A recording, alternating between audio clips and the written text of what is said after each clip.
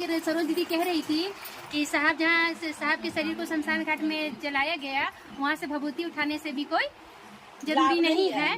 शिव की शिष्टता तो वो है जो गुरु के आदेश को फॉलो करे, है ना।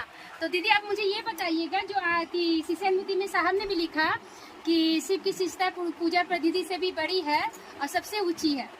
तो मुझे ये बताइए जो आने वाली जो परंपराओं से जो चली आ रही है, जो जब इंसान शरीर छोड़ता है तो किसी की मौत होती है, तो ये 13वीं क्या है?